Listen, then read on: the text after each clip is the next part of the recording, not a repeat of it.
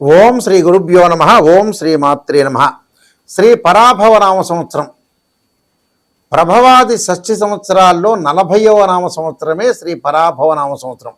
అనేక పరిణామాలు, అనేక మార్పులు, అనేక అవమానాలు, అనుమానాలు, పరాభవాలు జరిగే సంవత్సరమే శ్రీ పరాభవ నామ సంవత్సరం అంటారు. అంటే అనేక మార్పులు జరగచ్చు. పరాభవాలు, అనుమానాలు, అవమానాలు జరగకుండా ఆచితూచి లౌకిక జ్ఞానంతో వెళ్ళే నామ సంవత్సరమే శ్రీ పరాభవ నామ సంవత్సరం అంటారు. శ్రీ పరాభవ నామ సంవత్సరంలో గ్రహగమనగతులు ఏ విధంగా ఉన్నాయి? దేవగురువైన బృహస్పతి జూన్ 1వ తారీఖు వరకు మిథున రాశిలో సంచారం చేయటం, 2వ తారీఖు నుంచి అక్టోబర్ 31 వరకు కూడా కర్కాటక రాశిలోను, అక్టోబర్ 31 నుంచి డిసెంబర్ 17వ తారీఖు వరకు కూడా సింహరాశిలో అతిచారంతో వెళ్ళటం, డిసెంబర్ 18 నుంచి మళ్ళీ అదే సింహరాశిలో వక్ర స్థితిలోకి వెళ్తాడు. అలాగనే శని మీనరాశిలో జూలై 24వ తారీఖు వరకు ఉంటాం, 25వ తారీఖు నుంచి మరి డిసెంబర్ 9వ తారీఖు వరకు కూడా 10వ తారీఖు వరకు కూడా వక్ర స్థితిలో ఉంటాడు. రాహుకేతుల విషయానికి ముఖ్యంగా వస్తే రాహు 6వ తారీఖు వరకు కుంభరాశిలోను, 7వ తారీఖు మకర రాశిలో సంచారం చేయటం, కేతువు 6వ తారీఖు వరకు కూడా సింహరాశిలోను, 7వ తారీఖు నుంచి కర్కాటక రాశిలో ప్రవేశం జరుగుతుంది. సహజంగా రవి అలానే బుధుడు, శుక్రుడు 30 రోజుల పాటు ఒక రాశి నుంచి మరొక రాశికి మారుతాడు. చంద్రుడు 2.5 రోజులు, కుజుడు 45 రోజుల పాటు ఉంటాడు. అయితే ఈ శ్రీ పరాభవ నామ సంవత్సరంలో ద్వాదశ రాశుల వాళ్ళకి ఏ విధంగా ఉంటుంది అనేది మనం ముఖ్యంగా తెలుసుకుందాం. మకర రాశి వారికి శ్రీ పరాభవ నామ సంవత్సరం 2 ఆదాయం, 8 వ్యయంగా ఉంటుంది. 1 రాజ్యపూజ్యం, 2 అవమానంగా ఉంటుంది. అంటే ధనలాభం కలగటం, ధార్మిక కార్యక్రమాల్లో పాల్గొనటం, బంధుమిత్రులతోటి సమాగమం, అలానే పనుల యందు కొన్ని ఆటంకాలు రాకుండా చూసుకోవాలి. కొన్ని కాలయాపన జరగటం, దైవ కార్యక్రమాల్లో పాల్గొనటం, ధన వ్యయం కూడా కొంత ఖర్చు పెరిగే అవకాశాలు ఉంటాయి. వృత్తి వ్యాపారంలో పని భారం పెరగటం, ఆర్థిక పరంగా కొంత లాభాలు వస్తున్నా కొంత ఖర్చు అయ్యే అవకాశాలు ఉంటాయి. అకాల భోజనము, అలానే కార్యసిద్ధి, విద్యార్థులకి మిశ్రమైన ఫలితాలు ఎక్కువ ఉంటాయి. ఈ సంవత్సరం అంతా వివాహ ప్రయత్నాలు ఫలించే అవకాశాలు ఎక్కువ ఉంటాయి. ఉత్తరాషాఢ నక్షత్రం 2, 3, 4 పాదాల్లో జన్మించిన వాళ్ళకి కోపంతో వివాదాలు పెరగటమే ఉంటుంది. విదేశాలకు వెళ్ళే అవకాశాలు, కుటుంబంలో శుభకార్య సిద్ధి, నూతన కార్యసిద్ధి, తరచూ ప్రయాణాలు చేయటం జరుగుతుంది.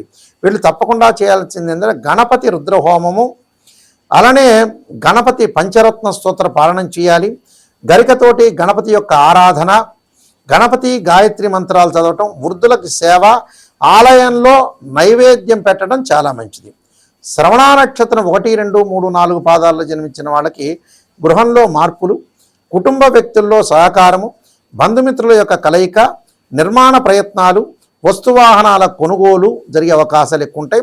తప్పకుండా వీళ్ళు అరుణపారణం చేయటం, నవగ్రహ హోమం చేయాలి, ఆలయంలో సేవ చేయాలి, అలానే సూర్యోపాసన చేయటం మంచిది. మౌనవ్రతం అనేది చాలా మంచిది. అలానే స్రవిష్ఠ అంటే ధనిష్ఠ నక్షత్రం 1, 2 పాదాల్లో జన్మించిన వాళ్ళు దీన్ని స్రవిష్ఠ కూడా సంస్కృతంలో అంటారు. ధనిష్ఠ నక్షత్రం 1, 2 పాదాల్లో జన్మించిన వాళ్ళు స్థాన మార్పులు, ఆకస్మికంగా ధన నష్టం జరగకుండా చూసుకోవాలి. అనారోగ్యము, భయము, భీతి, వస్తువాహనాలు కొనుగోలు చేయటం, బంధుమిత్రులతోటి కలయిక, వృధా ప్రయాణాలు రాకుండా చూసుకోవాలి. నవగ్రహ ఆదిత్యాది నవగ్రహ హోమం చేయటం, నవగ్రహ దానాలు, అలా నలచరిత్ర పాలనము, కార్తవీర్యార్జున యొక్క స్థుతి, పానకము, పాలు వితరణ చేయటం వల్ల మంచి జరిగే అవకాశాలు ఖచ్చితంగా ఉంటాయి. ప్రధానంగా ఇవన్నీ కూడా గోచారరీత్యా చెప్పబడే ఫలితాలు అంటారు. అంటే మన జన్మజాతకంలో ఉండే బర్త్ చార్ట్ యొక్క విధానం వేరుగా ఉంటుంది, గోచారరీత్యా విధానాలు వేరే ఉంటాయి. అంటే what is the difference between transit system and birth chart? ఎప్పుడైనా సరే సహజంగా ఒక ఎగ్జాంపుల్ మనం తీసుకుంటే ఒక చెట్టు ఉంటుంది, ఆ చెట్టుకి కింద వేళ్ళు ఉంటాయి, ఆ వేళ్ల పైన ఒక కాండం ఉంటుంది, కాండానికి కొన్ని బ్రాంచెస్ ఉంటాయి, కొన్ని కొమ్మలు ఉంటాయి, ఆ కొమ్మలకు కొన్ని ఆకులు ఉంటాయి. సహజంగా ఆకులు ఎప్పుడు వస్తాయి? మనకు రైన్ సీజన్లో వస్తాయి, వింటర్ సీజన్లో అలానే ఉంటాయి, సమ్మర్ సీజన్లో రాలిపోతాయి. అదే గోచారం అంటారు. అంటే కొన్ని గ్రహాలు ఎలా ఉంటాయి అని అంటే కొన్ని నెలల పాటు ఉంటాయి, కొన్ని ఏమో సంవత్సరాల పాటు ఉంటాయి. అంటే ఆ ఒక రాశి నుంచి మరొక రాశికి మారటానికి కొన్ని రోజులు పట్టే అవకాశాలు ఎక్కువ ఉంటాయి. అందులో ప్రధానంగా రాహుకేతులు 18 నెలల పాటు ఉంటారు ఒక రాశి నుంచి మరో రాశికి మారటానికి. గురువు సంవత్సర కాలము, శని 2.5 సంవత్సరాలు, చంద్రుడు 2.5 రోజులు, రవి బుధ శుక్ర గ్రహాలు 30 రోజుల పాటు ఒక రాశి నుంచి మరొక రాశికి మారుతాయి. కుజుడు 45 రోజుల పాటు మారుతూ ఉంటాడు. ఇది గోచారం అంటారు. అదే బర్త్ చార్ట్ అయితే జన్మలగ్నం నుంచి అనుసరించి, జన్మలగ్నం అంటే తనుభావం అని, అలానే ద్వితీయ భావం ధనభావము, కుటుంబం, వాక్కును తెలిపే స్థానం ద్వితీయ భావం అంటారు. అలానే తృతీయ భావం సోదరులకు సంబంధించిన స్థానం అంటారు. అలానే చతుర్థ భావం వచ్చేటప్పటికల్లా సుఖభావం అంటారు, మాతృభావం అంటారు. వాహనానికి సంబంధించిన విషయాలన్నీ కూడా తెలిసేది చతుర్థ భావం అంటారు. ప్రాథమిక విద్యను తెలిపేది కూడా చతుర్థ భావం అంటారు. పంచమ భావం వచ్చే సంతానము, సుఖము, సంతాన పరంగా ఎలాంటి ఇబ్బందులు కలుగుతాయి, ఎలాంటి మంచి చెడులు జరుగుతాయి అనేది పంచమ భావం. షష్టము శత్రువులు, రోగాలు, రుణాలు. అలానే సప్తమ కళత్ర భావం వివాహానికి. అలానే అష్టమ భావం ఆయుష్కి, స్త్రీలకు వచ్చేటో మాంగళ్య భావం అంటారు, మాంగళ్య స్థానం అంటారు. అలానే నవమ భావం అంటే 9వ భావం అంటే భాగ్యం, అంటే ఫైనాన్షియల్ పరంగా ఉండేది. అలానే దశమ భావం వృత్తికి సంబంధించిన భావము. అలానే లాభభావం అంటే ఏకాదశ భావం అంటారు, అంటే లాభస్థానం అంటాం. మనకి ఎంత డబ్బులు వస్తాయి, ఎంత నిలబెట్టుకోగలుగుతాం అనేది లాభభావం అంటారు, లాభస్థానం అంటారు. వ్యయస్థానం అంటే ఎంత ఖర్చు అవుతుంది, అంటే ప్రేమ అనేది ఎంత వరకు ఉండబోతుంది, లవ్ అట్రాక్షన్ అనేది ఎలా ఉండబోతుంది. అలానే తనుభావానికి రవి, అలానే ద్వితీయ భావానికి గురువు, తృతీయాని భావానికి కుజుడు, చతుర్థ భావానికి చంద్రుడు, ఇలాగ పంచమ భావానికి గురువు, షష్టమ భావానికి కుజుడు, సప్తమ భావానికి వచ్చేటప్పటికల్లా శుక్రుడు. ఇలాంటి భావాలన్నీ కూడా అంటే భావాధిపతులు, రాస్యాధిపతులు, అక్కడ ఆ గడిలో ఉన్న ఆ బాక్సులో ఉన్న గ్రహము అని మూడింటిని కూడా మనం అనాలిసిస్ చేసి చెప్పాలి. మ్యాథమెటికల్ క్యాలిక్యులేషన్ వేసి రాశిచక్రము, నవాంశము, భావచక్రాలు, దశమాంశము, సప్తమాంశము, హోరా, ద్రేకాణము, త్రింశాంశము, షోడశాంశం, ఇలాంటి లగ్న కుండళ్ళన్నీ కూడా 16 డివిజనబుల్ చార్ట్స్ ఉంటాయి. ఇవన్నీ కూడా మ్యాథమెటికల్ క్యాలిక్యులేషన్ వేసి దశలు, అంతర్దశలు, అలానే సూక్ష్మ దశలని, అలానే విదిశలు, సూక్ష్మదశలు, ప్రాణదశలు, ఇవన్నీ కూడా లెక్క వేసి క్యాలిక్యులేషన్ వేసి చెప్పాలి. ఇది వైదిక ఆస్ట్రాలజీ. అలానే కేపీ సిస్టమ్ ఉంటుంది, నక్షత్ర జ్యోతిష్యం అంటారు, అంటే స్టార్ ఆస్ట్రాలజీ అంటారు. సబ్లార్డు, సబ్లార్డు కూడా ఉంటాయి. అంటే ఇక్కడ ఏదైతే బిందువులను ఆధారంగా చేసుకుని మళ్ళీ అష్టక వర్గు పాయింట్స్ కూడా ఉంటుంది.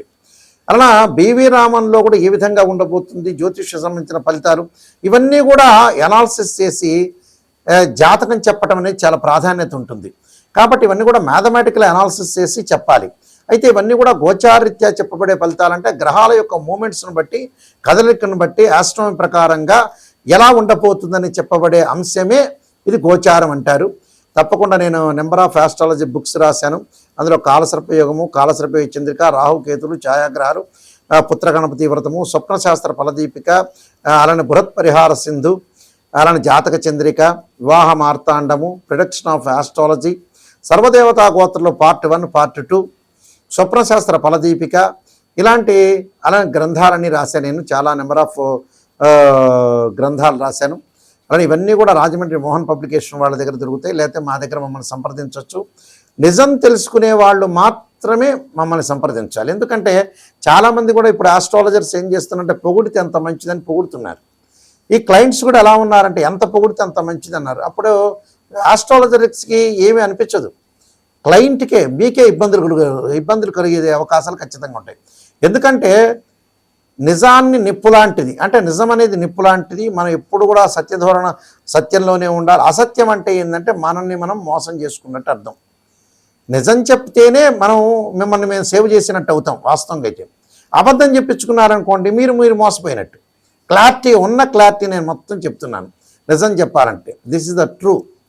ఎందుకంటే చాలామంది కూడా మా దగ్గరకు వచ్చిన వాళ్ళు ఎంత పొగిడితే అంత మంచిదనే వాళ్ళు ఉన్నారు. నేను ఎప్పుడు కూడా పొగడను. ఫస్ట్ ఏమిటంటే నెగిటివ్, పాజిటివ్ రెండు ఉంటాయి మనిషి జీవితంలో. నెగిటివ్ చూడాలి, పాజిటివ్ చూడాలి. నెగిటివ్లోంచి మనం ఎప్పుడైతే నెగిటివ్లోంచి ఏదైనా ప్రాబ్లమ్స్ ఉంటే దాన్ని మనం పరిష్కరించుకోగలుగుతాం. ఇలా ఉంది, ఈ దారి ఇలా ఉంది, మనం ఇటు కాబట్టి ఇటు వెళ్తాము అంటే నెగిటివ్ను మనం ఏదైతే తీసుకొని దాన్ని కొన్ని పరిహారాలు చేసుకొని ముందుకు వెళ్తే లైఫ్ అనేది లీడ్ అయినట్టు. పాజిటివ్ ఏముంది, సహజంగా పాజిటివ్ అందరికీ తెలిసిన విషయాలే ఉంటాయి, ఎక్కువ ఉంటాయి. కాబట్టి నెగిటివ్ నుంచి మనం పాజిటివ్ కావటం ఎలా, హౌ టు డెవలప్మెంట్, ప్రతిదీ కూడా వివాహం కానీ, సంతానం కానీ, ఆరోగ్యపరంగా కానీ, కోర్టు కేసులు కానీ, భూ వివాదాలు కానీ, ప్రతి విషయంలో కూడా మనం ఏదైతే నెగిటివ్ ఉంటుందో దాన్ని పాజిటివ్ చేయటం ఎలా అనే ఆలోచన చేసి ముందుకెళ్తే మనకు మంచి జరిగే అవకాశాలు ఖచ్చితంగా ఉంటాయి. మా వెబ్సైట్ చూడొచ్చు, www.nayakanti.com కానీ nayakanti.in కానీ చూస్తే మీకు తెలుస్తుంది. స్క్రీన్ మీద స్క్రోలింగ్ అవుతున్న నెంబర్ పడుతుంది. తప్పకుండా మీకు శ్రీ పరాభవనామ సంవత్సరంలో పరమేశ్వరుడి యొక్క కరుణాకటాక్షం ఉండాలని ఆశిస్తూ సర్వే జనా సుఖినో భవంతు.